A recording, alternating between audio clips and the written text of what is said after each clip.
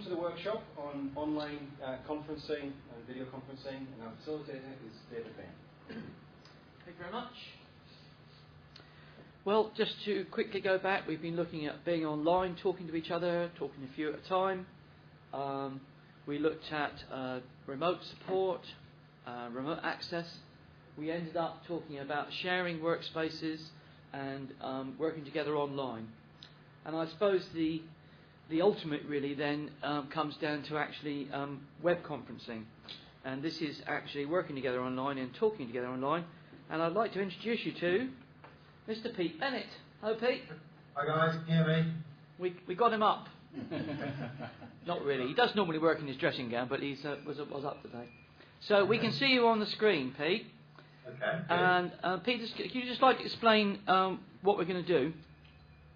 Yeah, we're going to do a demonstration really of how you can deliver a PowerPoint type presentation to, in this case, just a few people, but this could be extrapolated into hundreds or even thousands of people without needing to travel, without needing to leave home, without needing to book a conference venue. So we're doing this in a virtual environment. I'm sitting here right near Tower Bridge in the centre of London, which is probably a couple of hours drive away from you guys. But the point of the exercise really is to demonstrate that it makes no difference because we can have the same results. We're going to use our web conferencing solution to do that. Okay, and we're going to use basically a telephone and the web. So whereas some of the technology we've seen today might be a bit frightening for some people, talking about Skype and things like that, everybody's used a telephone. So a telephone and a web-based presentation should be fairly straightforward. So Pete, you've got an address for us to go to. Yeah, the address is www.OzonePresenter.com. Okay, so Eric and James are going to that, and then we've got an ID and a login. Are you on there now? Yeah, I can see that Tony's also logged on, and so is Emma already. Right. I'm going to take you off Skype then and go and do the phone, yeah? Okay, so you... Let's not muck about, eh? Right, so now I'm just going to an ordinary phone, well not quite an ordinary phone, but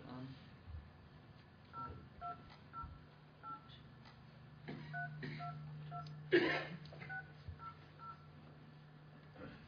this is exactly what you will hear. Welcome to Ozone Conferencing. Please enter your access code followed by hash.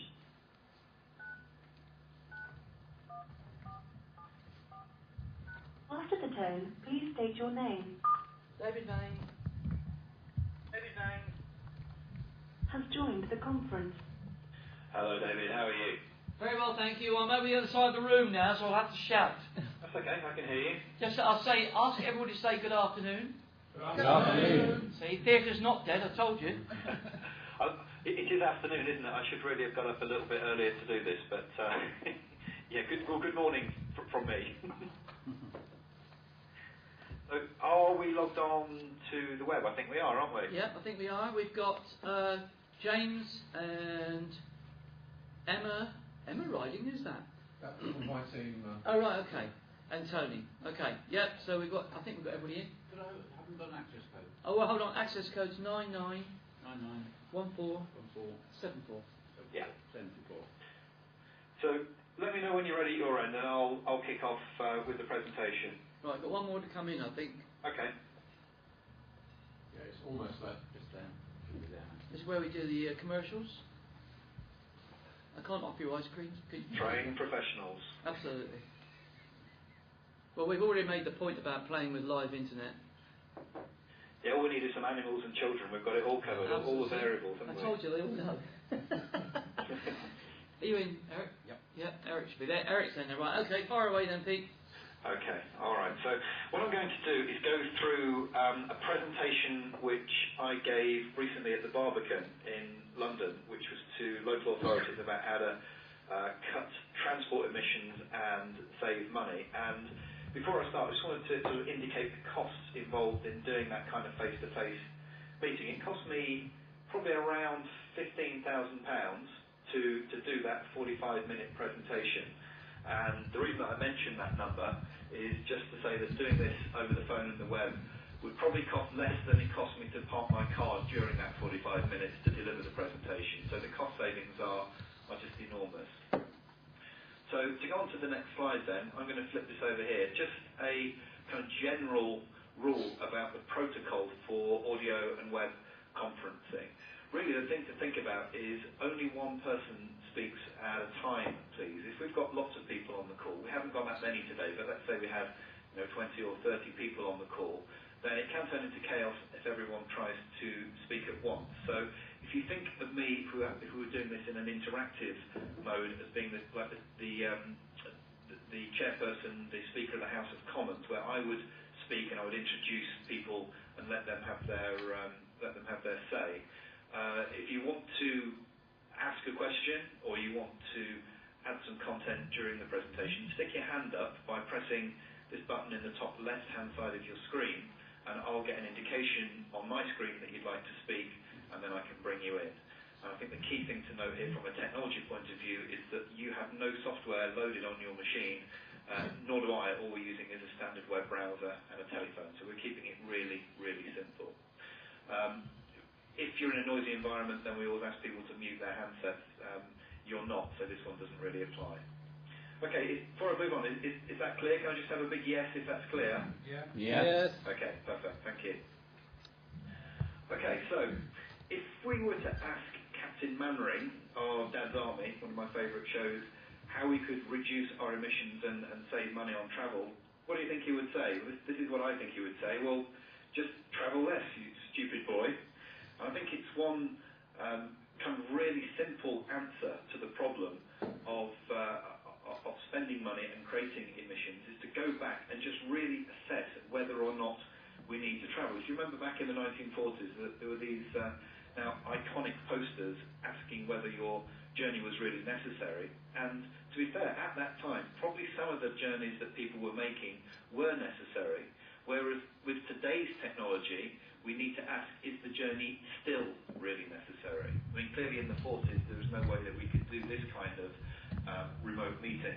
I think this was about as close as they got to high-tech in those days, which was phone boxes, and even such things as doing a three-way call involved an operator and considerable expense. I mean, I remember when I was a kid, calling my family over in New Zealand was a major annual event which involved organisation and cost and pre-booking. Now, of course, you can just do it very, very simply. I can see that Tony's chatting away on the side as well, which is good. There's a chat feature on the web conference. I can see that Tony's making use of that. But you can see that we can collaborate over the phone and over the web quite simply now. And the technology which enables this is summarised as being low cost and easy to use telephone, web and video conferencing. And those two words, low cost and easy to use, or those two phrases, low cost and easy to use, are really key, because this technology has been around for quite some time. However, it's always in the past been very expensive, and I think easy to use is one of the biggest challenges which has been solved by the technology in recent years. You no longer have to book slots with an operator. You no longer have to limit the amount of time that you have allocated to a conference call to a specific time window. You can just pick up the phone, log onto the web, and use the service. So both of these barriers, both the cost and the complexity, have come down dramatically in just the last 5 years or so. So what I want to do then is just introduce the modern tools that we can use to collaborate. I'm going to start at one end of the scale with the most simple solution, which is phone conferencing, and then we're going to progress up through web conferencing, and then at the end we're going to talk a bit about video conferencing. There is huge confusion between what a web conference is and what a video conference is. Most people, when you mention web conferencing, immediately assume that you're talking about video conferencing. And there are some big differences in complexity, cost, and application, which I'll come on to as we go through the presentation. Okay, next slide. So, telephone conferencing. Absolutely everybody has at least one example of a telephone that they can get hold of and use is on a day-to-day basis.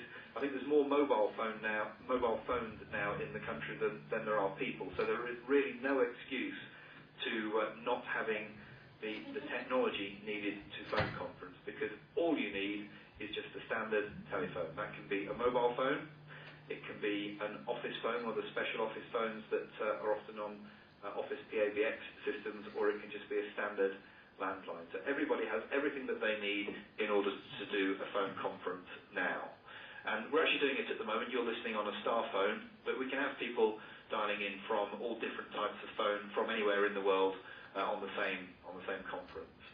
So this is how it works, really. All you do is, as a participant, you dial into a conference bridge, which is like an automatic telephone exchange that can connect lots of different people together.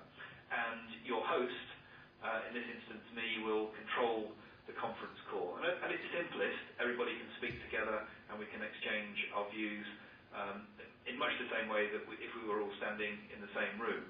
But there are lots of other kind of value-added services that conference call providers typically provide. Here's a few examples.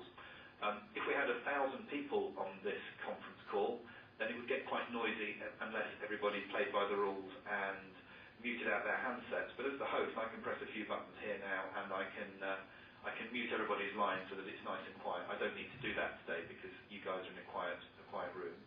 If we wanted to record the conference call, then we could do that. If we wanted to have a written transcription of the call, then we could do that. So that would be a written record of the conference call. If we wanted to have a translation of that transcription, so that if we were to, want to send minutes of the meeting to somebody over in China or Japan or India and have them read the results, then we could have that translated into different languages.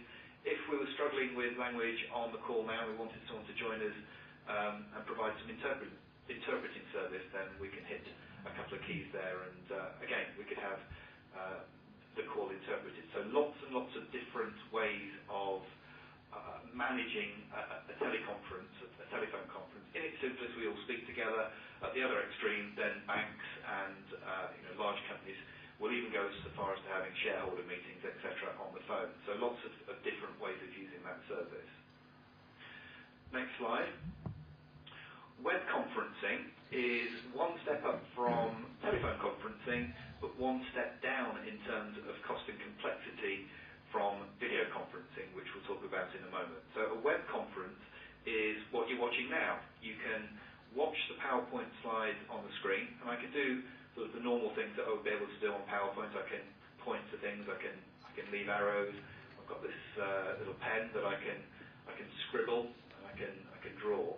And the key thing about web conferencing is that the only thing that you need for web conferencing is the phone to carry the voice and also a web browser. Critically, you don't need any software to be downloaded onto your workstation. And of course, in a corporate environment, that's important because a lot of corporates have their desktops locked down for security purposes. But also, if you wanted to use a web conference to do a sales pitch of your products to a wide audience, either in the UK or even globally, then you can say with a very high degree of confidence that your recipient will be able to watch your presentation without getting into what I call a science project by downloading software and having to install things on their machine, which the more people you've got involved in the conference, the more likely you are to have problems doing that. So that's web conferencing contrasted with telephone conferencing. And really the way that it works is very similar in that you dial in to a conference bridge using the phone in order to establish the voice connection, but then you also log on to a website, like you've just done now, to establish the web connection, and we use the two in parallel.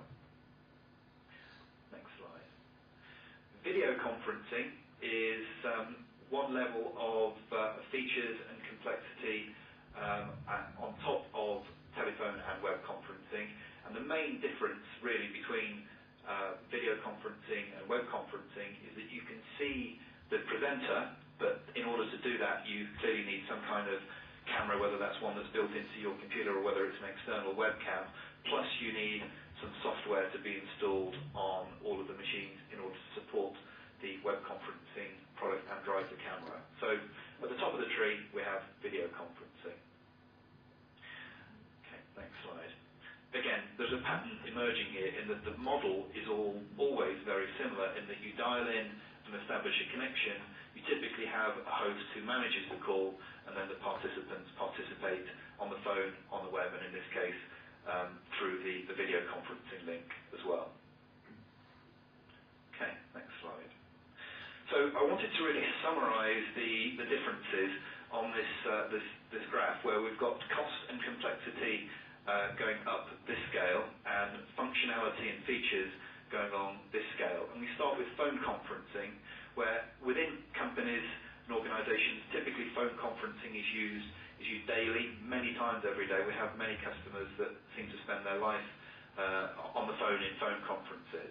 It's used by mobile and office users because, again, you can connect from mobile phones and anywhere in the world, any office. And it's typically used by internal and external staff. So by that I mean people will hold team meetings internally within the company, but if you want to hold meetings with suppliers and customers, then everybody has the capability to engage within a phone conference because, again, we're not asking them to have any technology which they don't already have easy access to. Web conferencing is typically more of an event because people need at least to have organised to be by a computer when the web conference is being run, rather than just doing it from the car or ad hoc in an emergency situation where people would want to get a phone conference together.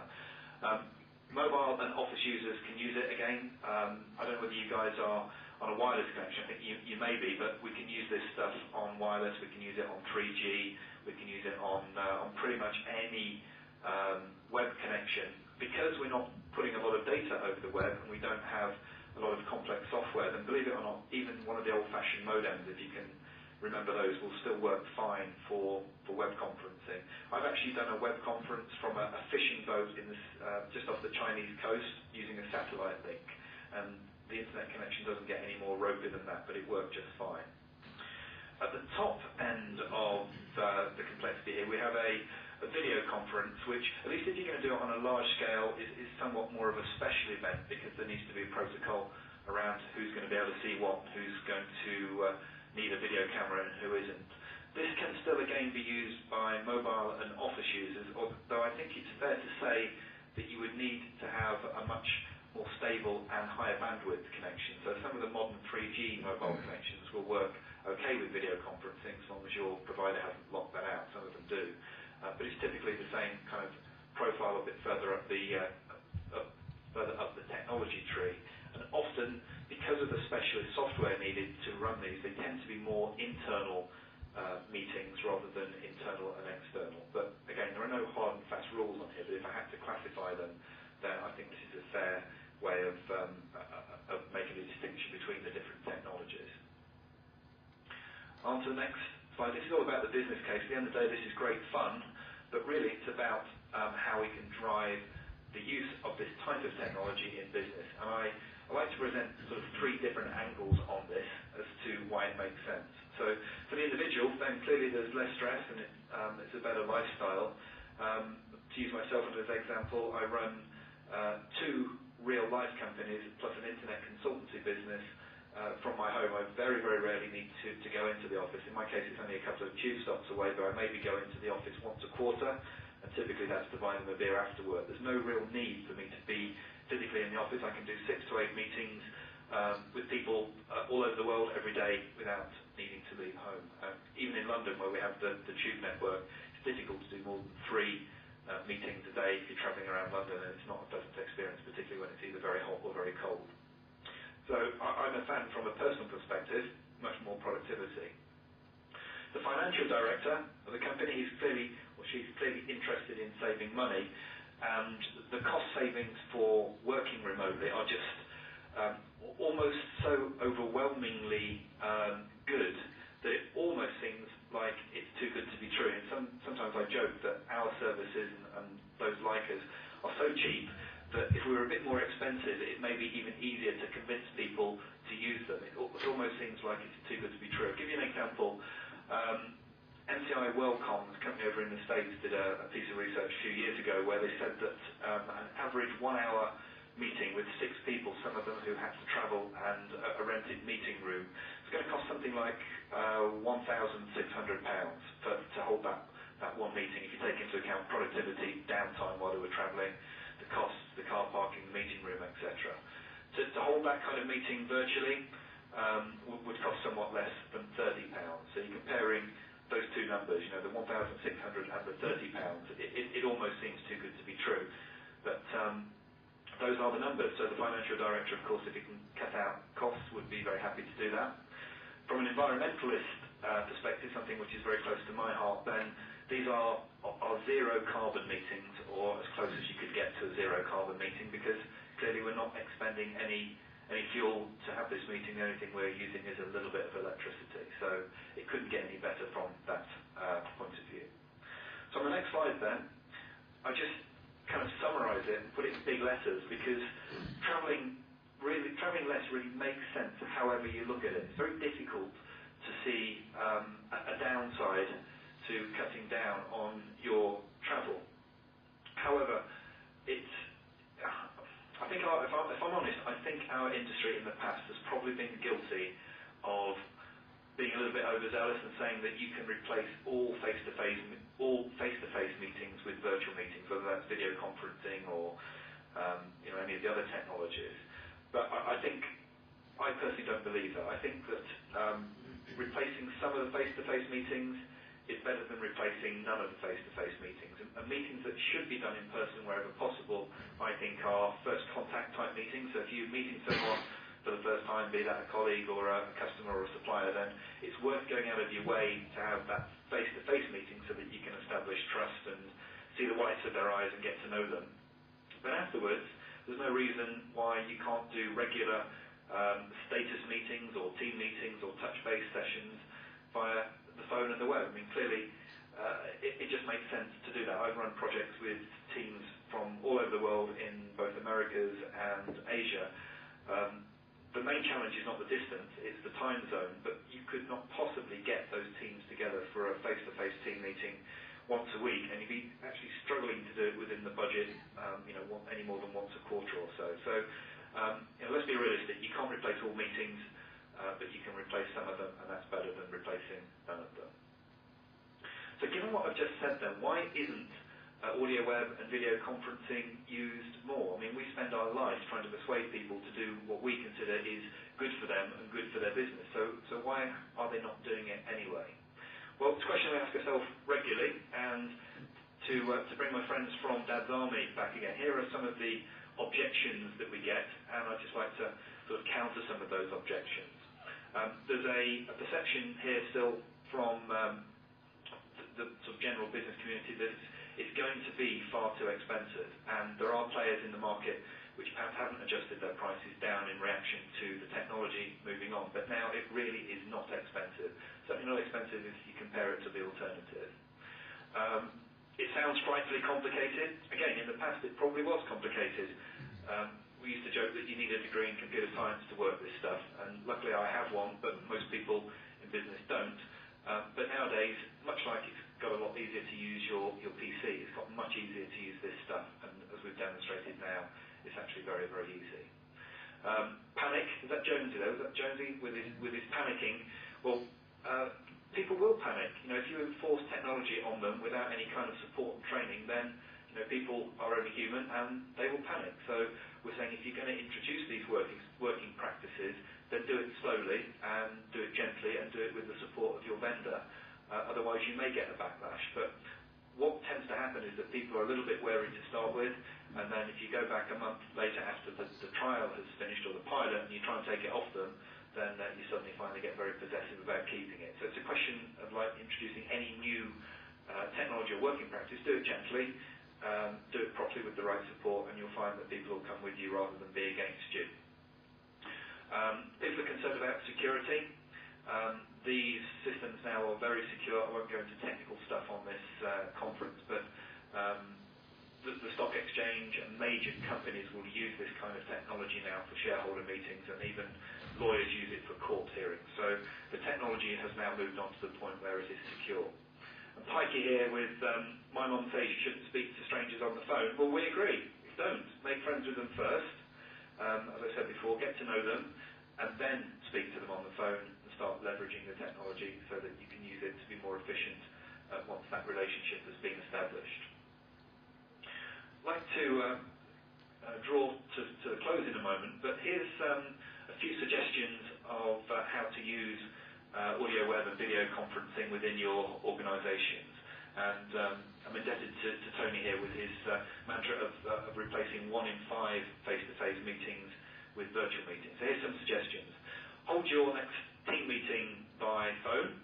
Give it a try, see how it works. If you find that it works, then you may very well find that that becomes the preferred way of holding team meetings in future. I like this one because it works quite well. It's a good way of bringing up the subject. If someone sends you a meeting request on Outlook or via email, say, yeah, we'd love to have the meeting with you, I'd love to join, but would you mind if we tried holding this meeting virtually via phone and web? Very often people will say yes, it's just that they haven't thought of it and they're a bit reticent about trying it, but if you're prepared to spend a few moments talking them through it, then again, that very quickly becomes a preferred way of meeting once people understand that it's not that difficult and it leaves them a lot more time to be productive. Work from home 1 day a week, at least 1 day a week, and clearly if you work from home 1 day a week, then that is good for your 1 in 5 or 20% virtual meetings score. And this one's a bit cheeky. It can go one of 2 ways. If depending on your relationship with your boss, next time your boss says she'd like to see you in her office, well, suggest a video conference. And well, you can see me, what do you want to talk about? It'll either get you promoted or fired. It's a high risk, high return strategy, that one. I'll leave it to see whether or not it would work in your particular environment. I've tried it. I now work for myself. Some question answers now. That's it. That's in terms of the sort of formal material that I wanted to share with you. But I'd like to open up the floor in a moment for Q&A.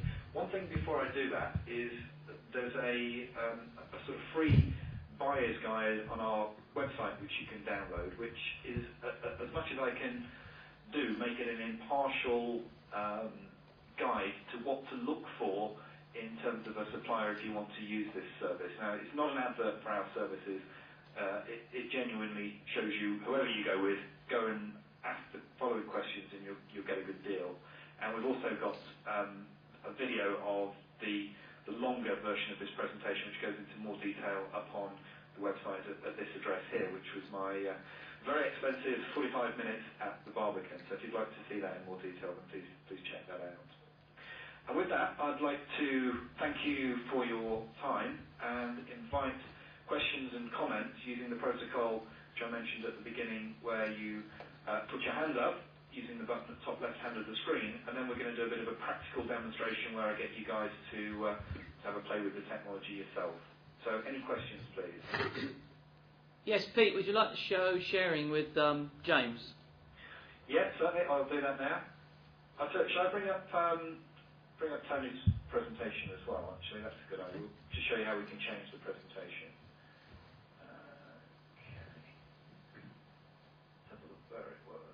This is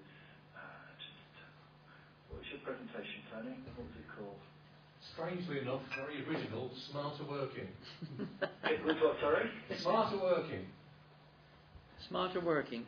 We had it up a moment ago, didn't we? My apologies. I've got quite a lot of them loaded up. Just give me a moment and I'll pop it up on the screen for you. There we go. Hey, look familiar? Oh yes, I've seen that before somewhere. Yeah. All right, well, if I pass control over to James now then. Okay. Just passing over control. What this is doing is delegating the control of the presentation to James. And James, if you'd like to change the slide or point to something, then you'll find it's you're now in control. Now, I've deliberately not told James too much about how to do this because I want to demonstrate that you don't need to go on a a half-day training course or a residential training course where you learn how to use the system. It is deliberately very simple and very intuitive. So I can see that you've changed the slide and you've now put some annotation, shall we call it, on the slide, or graffiti. And it ain't that difficult, really, is it? No, fairly easy. Idiot proof. While James is doing that, any questions? You'll have to put your hand up. You won't be able to see you. If you put your hand up now, by the way, it'll be James that sees that indication rather than me, I think. Yeah.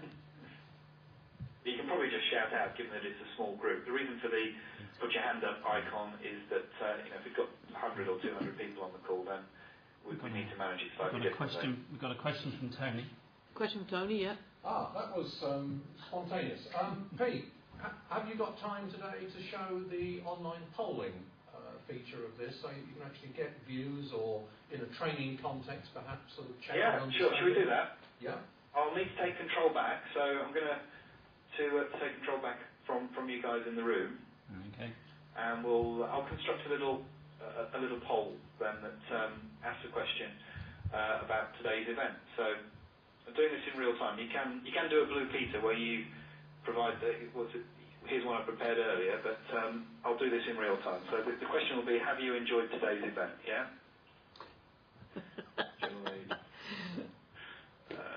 Today's... That's a closed question. It's a bit loaded, isn't it? Yeah. No, it's closed. Okay, so I'm going to do the poll. I've just left the standard yes and no answer on there, so if you'd like to place your votes. Yes. If anybody says no, you're in trouble. Bearing in mind it's on camera. Okay, so I'm going to end the poll and share the results now. What a surprise. We seem to have a unanimous yes vote. Very good. Okay. I've put the results of the poll on your screens. Had the vote gone the other way, I may have chosen to keep that polling to myself and not shared it with the viewers. So you do have a choice. Incidentally, I will get a list as the host. I will get an email after that with everybody's name, email address, and how they voted. So it's a very good way of finding out who your friends are. Any other questions in the room? Cost? Did I hear the word cost? Yes. Yes, you did. Okay, right. Cost for web conferencing, again, without wishing to go into too much detail, because there's lots of ways of splitting this, but for £70 a month you can do as many as you want to up to 1,000 people is probably a quick way of encapsulating it. If you want to do it on a per minute basis, then it's a few pence a minute rather than a monthly rolling contract. Yep. Peter, one question. A bit louder. How do you get the PowerPoint presentation into view here? How did you do that for this last one you just put in? You upload them from your own PC or your any network drive also, and you upload them into the system. Okay. And then our presenter system will render the PowerPoint presentation into the slides that you can see now. And that's one reason why you don't need any special technology to view these, in that effectively they've been rendered into graphic files by our PowerPoint to graphic engine up in the server. And sorry if this is a point of detail, but the slides we've seen so far tend to have revealed everything in one hit. Can you do gradual display if you're wanting to make points before displaying them? No, you can't do animations, because if we were to add the animation function, then that would require you as the person who's watching the presentation to have some software on your PC to support that animation function. So the design decision is to remove anything that's not part of the native browser functionality. There are ways around that. If you want to reveal a bullet point at a time, then what people do is they upload, let's say you've got 3 different bullet points, you don't upload 3 different slides, each one with the different bullet point revealed. So it's kind of like think of it as an animation. You click it, and then the next slide would come up, which features the next bullet point. But no, we don't support all of those wizzy kind of animations as a matter of design decisions to make sure that we get maximum compatibility. Okay, thanks for that. Any other questions in the room? Okay, well, thank you very much for that, Pete. No problem. Have a nice go back to sleep now. I will go back to sleep now, and I'd like to thank everybody for their time, and any questions that arise afterwards, then just get in touch and I'm sure we can help you. Thank you very much. Thank you. Bye for now. Thank you. Okay, so I think once again, as we said earlier on this morning, the key thing is to get in and get your hands dirty. And I used to go to used to join a weekly conference on a Wednesday morning that Pete used to run. We ran it for 2 years, where we just used to go in every Wednesday at 8 o'clock to 9 o'clock and just network at 9. And although it's pretty scary when you first do it, once you've done it a couple of times, I would suggest that perhaps that's what we do. Is we set up some times over the next 3 weeks. So what we'll do is we'll conference it. We'll run a conference at this time. If you can't get in, then fine. The interesting thing that he was talking about using phones, etc. On the conferences that we used to run on the Wednesday, he'd have people come in by mobile, by Skype, by phone. So actually, one bloke used to come, and a solicitor used to come in. He was always going to work in London, so he would come in on his mobile, and he would join in the meeting. Wouldn't obviously have the web in front of him, but he'd join in the meeting with his mobile. Some other people over in Netherlands used to come in by Skype, and other people in this country would use phone. So you can use whichever medium you want to use. But I think it really is something you can have a practical go at, but not like this. In a way, we need to be remote so that we get used to the idea of running it. Yeah. I thought I'd just mention also something that Pete told me about, which I'd forgotten about really. If you have problems with your broadband at home, getting a wireless connection, have you seen these things that run through the electrics? This is actually a network converter here. So what I do is plug this into the mains upstairs in my office where the internet is, plug in the Ethernet cable so it connects up, and then take the other one downstairs and plug it downstairs, and then plug into there. And it can be any distance you like because it runs through the electrics. You have to be on the same circuit, but actually these work really well. And Pete uses it because he's in a shed at the bottom. I know it looked like an office, but he's in a shed at the bottom of his garden. So what he does, he plugs in this in the house and can get a very good signal. So actually, if you're having problems with your wireless broadband, that's not an issue, because there are things to help you with that now. Can your neighbour plug in one of those and get your internet? No, he's not unless he's plugged into your electrics. But I had a client last year that we tried to do this on. He wanted to get the internet into his barn. The only trouble was the barn was on a separate circuit, so we couldn't jump across the circuit. So no, it had to be on the same power main, on the ring main. Okay. Any other questions about anything we've seen this afternoon? All happy? Yeah. Okay, well, the future office that we've been talking about is here now.